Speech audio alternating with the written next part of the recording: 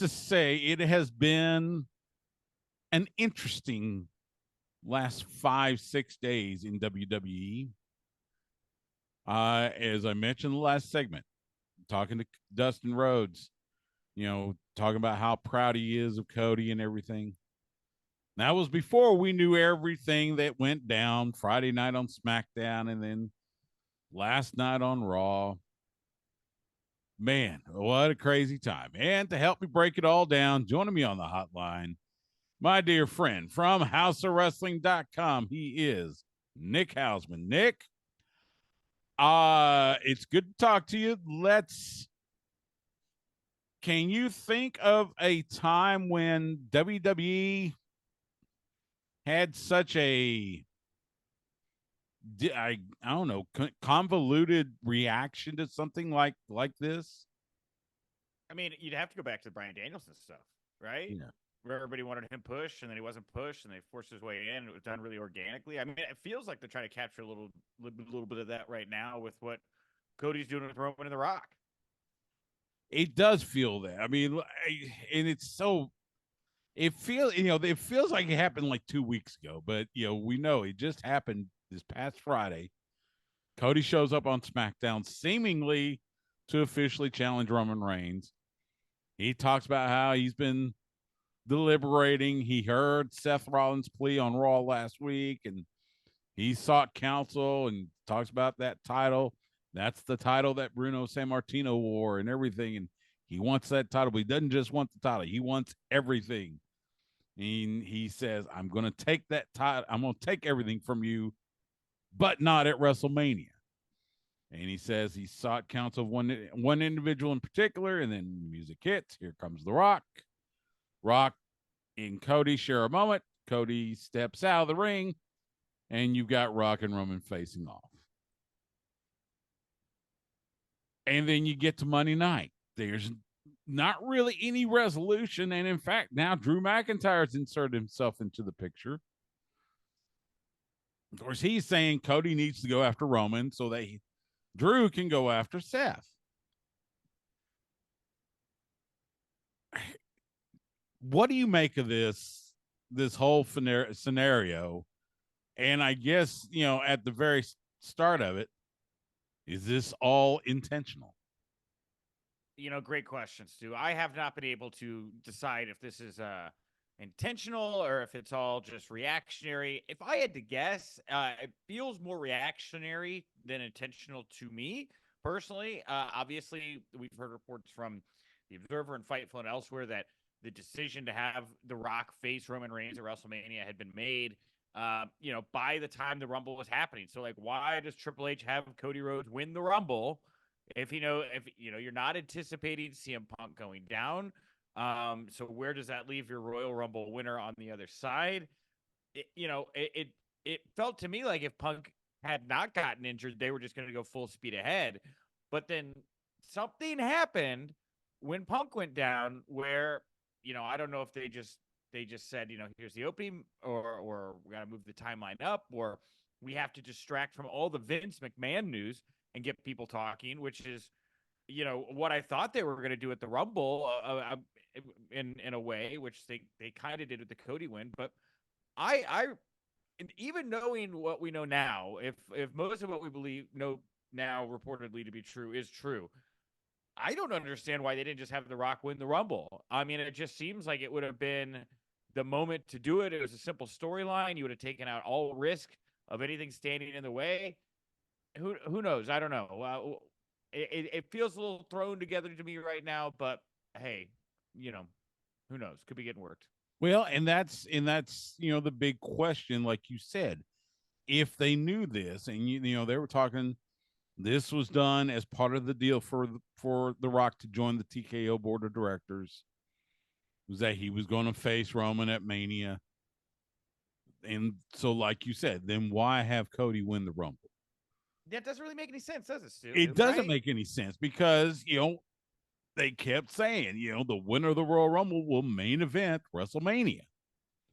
Right. Well, and they really not that they backed themselves into a corner, but I think they kind of gave away maybe a bit of their hand when on SmackDown they had Cody say this isn't happening at WrestleMania 40, which I think was them trying to send a signal to the fans like, hey, warm up to the idea this is not happening at WrestleMania 40. And fans did not warm up to that idea.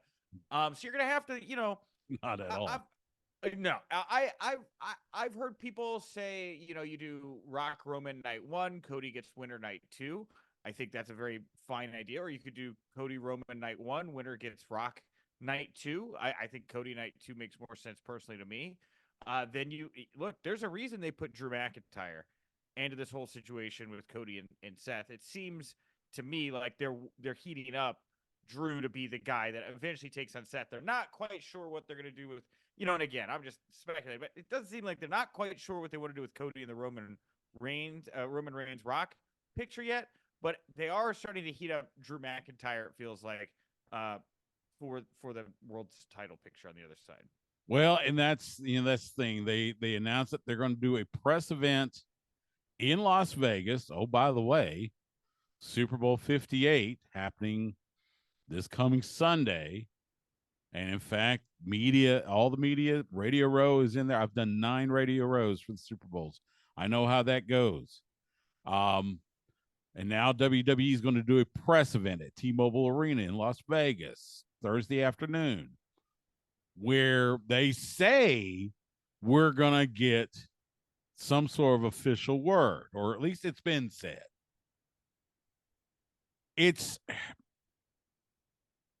And yet it's still kind of one of those things. It's like, I'm not sure they can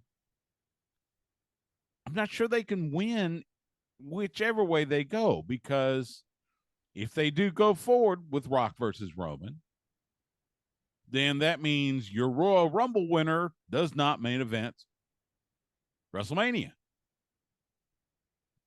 If they decide they're going to do, like you mentioned, Rock Roman night 1, and then winner gets Cody night 2, which you would think they'll have Roman go over Rock and then have Cody meet Roman. Okay, fine.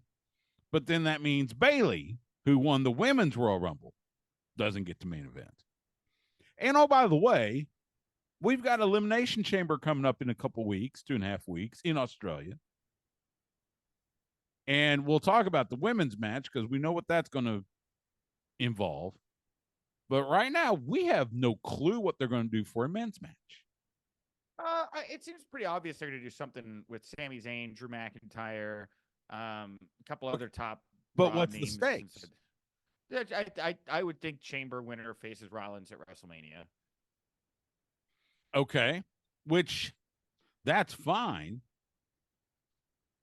But then, so let's say Rock Roman, Chamber winner gets Seth. Where's Cody? I mean, and you mentioned something else. You mentioned about how they're not going to do it at WrestleMania 40.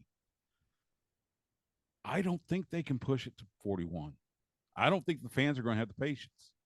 I've said for the last 6 months, the bloodline thing has jumped the shark. It is past time for Roman to drop the belt. I don't care about record books. I don't care about what they want to, whatever. It's time. And I don't think we can go through another year worth of Roman defending the title 3 or 4 times and having the same ending every time. No, and a lot of fans are saying that, right? And that's why I say, either it's a night 1 type 2 deal, or, do you make it a triple threat where you just put Cody in there with Rock and Roman? A lot of people don't seem to like that idea. I'm pretty open-minded to the idea of Cody taking on Rock and Roman at the same time. I think it would give Rock a way to work less in the match. You'd have 2 guys that are in there that know how to work really well together. A lot of different storytelling. I know Roman's not a big fan of those multi-man matches either, so he probably wouldn't be for that. But it's got to be one or the other, right? Night 1, night 2, or a triple threat. The point you made about the women and how there's nobody is talking about either of the women's title matches possibly main eventing either a night 1 or night 2, with like potentially, I guess, like 3 men's main events if you break up the Cody Roman, Rock stuff into 2 matches. Um, but yeah, no, I mean, you say where's Cody? I at this point, it would seem he's going to somehow find his way into the Universal title picture. I mean, and I hope so. You know, look, I've said before, full disclosure, I work for Dustin Rhodes and his Rhodes Wrestling Academy. I'm their lead commentator, so I have a connection with the Rhodes family. It would seem like for all the goodwill over the last year, 18 months that Triple H has built, taking over creative for WWE and doing everything he's done, if they've got it's basically a really thin tightrope that they've got to walk over the next week, 2 weeks.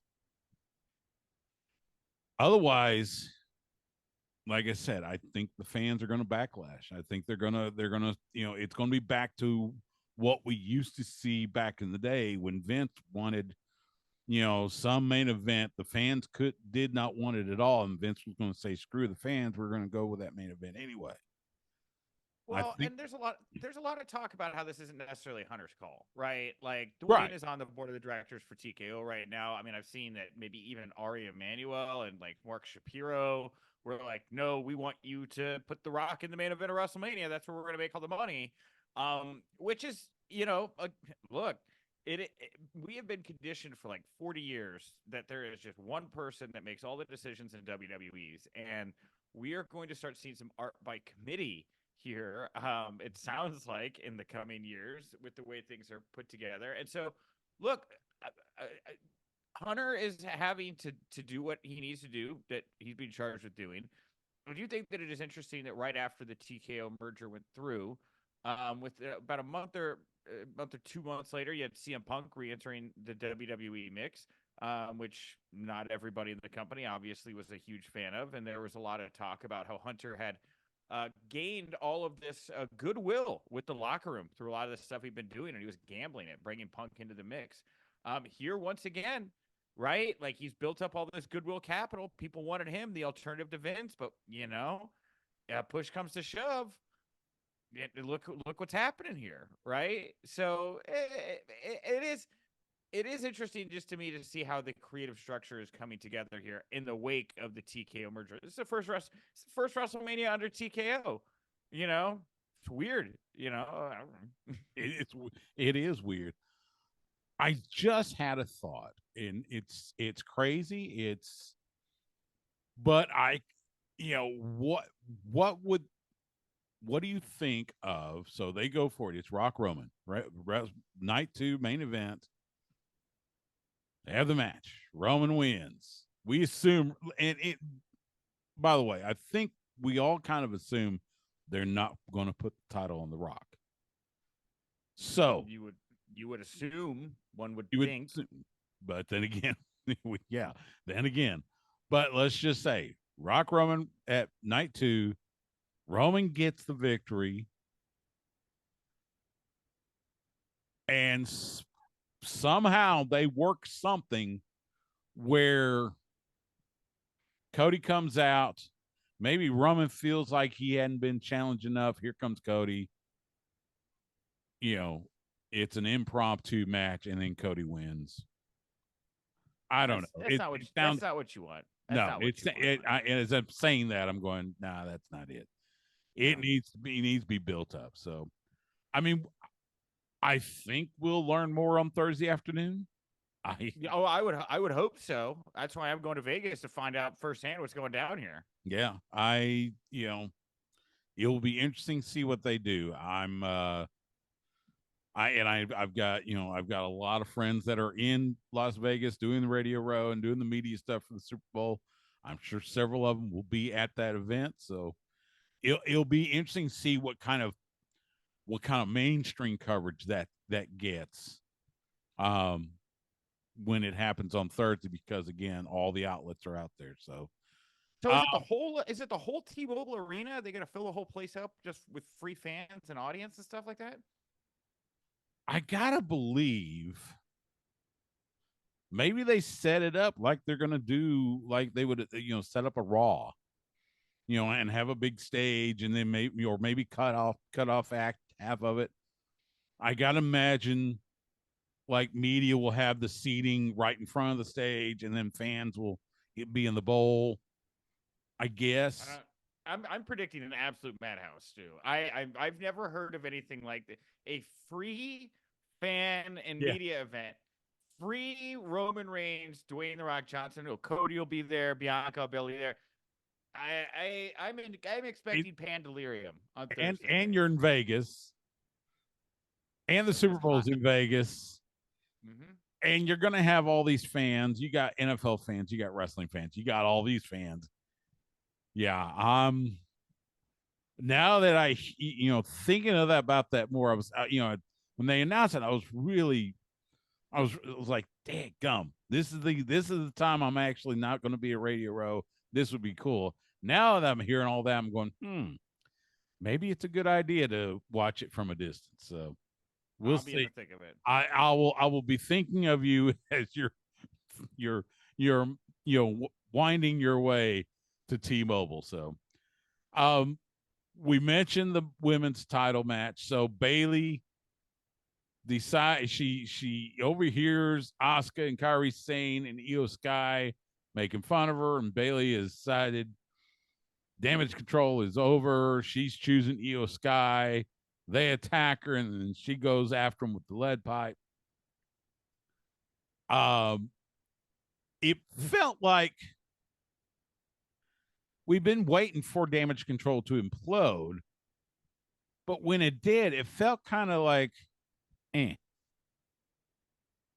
What was your perception of that segment on SmackDown? Yeah, it kind of came out of left field, right? A little bit, but I mean, it's what people wanted, right? You didn't have to overthink it too much. Bailey's just become tired of being the weak link here, right? She's the one, she knows she's been getting made fun of, but she didn't want to destroy the illusion before the Rumble because she needed this army to try to get where she's at. And so, you know, I'm not too picky about it. I think there's been, as you pointed to earlier, there's just so much attention on the men's main event matches this year. Um, this match is going to be fun. People are very happy for Bailey. More of a reward, I think, for the years she's put in and tried to be the glue for that division. Then you look over with what's going on with Rhea. We got Nia Jax on the horizon at the Chamber, probably Becky Lynch at WrestleMania. All good, right? Mhm. But we've seen a lot of this stuff before. I don't think people really want to see Rhea Ripley lose her title quite yet. I don't think the right opponent has come along for that. Maybe we'll see how things get scripted out. Um, but comparatively to what I think is a real, kind of lackluster build on the Rhea Ripley end going into Mania, this is actually some pretty enticing stuff they're trying to attempt to do with Bailey and Io Sky. Yeah, I think it will definitely be. I think it could be the more attractive of the two women's matches. You mentioned Nia Jax, Rhea Ripley for the women's world title at Elimination Chamber, and then the women's Elimination Chamber match. The winner of that match will face the women's world champion at WrestleMania. We we think it's going to be Rhea. Pretty sure it's going to be Rhea. Um. So yeah, and it is kind of, I don't know. It's a little disheartening that, yeah, it's getting kind of pushed to the shadow with all the stuff happening with Cody and Roman and everything. So, um, we saw that Naomi signed. She has come back to WWE. She finished up with TNA, signed with SmackDown. We also saw Tiffany Stratton. He's going to be on SmackDown, being called up from NXT, as well as Electra Lopez, who has rejoined Legado del Fantasma. Who do you see as the next call up? I mean, I know Braun Breaker. It looks like he's going to be going one way or the other. We know he's coming. But I Who's don't know. next? Well, here's the thing. I'm very interested in the Braun Breaker situation because I was a little surprised they did the Raw tease. I have continued to hear from people with knowledge of I feel the situation that are like Braun is not done at NXT. Like this War Dogs thing that they've put together is really grabbing people. They just won an NXT tag team title shot. Which I'm promising everybody they're going to cash in on. So maybe Braun is headed to the main roster. Maybe he does the main roster NXT thing at the same time. I don't think Braun is totally done with NXT quite yet. I think the call-ups that we've gotten now or who we'll get for the time being, maybe somebody after WrestleMania. There's certainly a lot of people that are, I mean, Von Wagner, you know, pull the trigger or don't, my friend. He's not Von Wagner is Von Wagner with Mr. Stone, and they're not. I don't know what's missing. Yeah, I'd say give him a shot or don't give him a shot. That's my personal opinion. Yeah. Carmelo Hayes, maybe. I mean, I know they just did the thing with him turning on Trick. They've got to play that storyline out. Could you see Carmelo Hayes after WrestleMania go to the main roster? Maybe. I mean, they're already teasing him on the main roster. He's already working main roster shows and matches and things like that. But again, like going into WrestleMania, his bread is buttered NXT Stand and Deliver, right? That's going to be the place that Carmelo Hayes is going to shine WrestleMania weekend, as will Trick Williams. So I don't anticipate them getting the call up immediately. After, like I said, on the other side of the media, possibly we see some more movement with Triple H in charge now. You know, it does feel like these call-ups are not just going to be once-a-year things. It seems like it's going to be a lot more fluid situation, kind of on a, you know, when we need it kind of basis, which is going to be a change of pace from how it's been for the past many years. Yeah, I think you're right. Before I let you go, give me your thoughts on Corey Graves and Wade Barrett as the SmackDown commentary team. Well, I've got some bad news for you, Stu. No, I've got great news. They're great. I like both these guys a lot. I was secretly kind of hoping for a Vic Joseph, Corey Graves pairing just because Vic is so good on play-by-play, and I would love to see. I like when Corey's playing around and he's on color. I think he's a more interesting commentator. But he'll get a chance. Corey's going to get a chance to show he's the guy to fill Michael Cole's shoes when the time comes, because Michael Cole will not live forever. Michael Cole cannot show up 52 Mondays a year and wear diapers and do whatever he has to do to get through the night for the rest of his life. I just don't see that happening. So this will be a chance for Corey to show he can step up, fill those shoes. And Wade's Wade.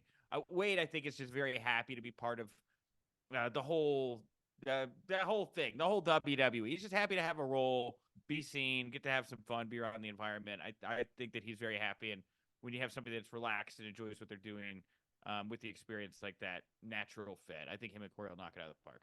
Yeah, I think so too. I think it'll be good. You know, they get their footing. Corey gets more and more into the play-by-play role, and I think they could be a great duo going forward. So, and I hope so. I do. I really do. He is Nick Hausman. Check out all of his stuff on houseofwrestling.com. And of course, we will talk again soon. Nick, I appreciate it, man. All the best to you. Safe travels to Vegas. Don't lose too much money. And like I said, we'll talk again soon. Thank you, Stu.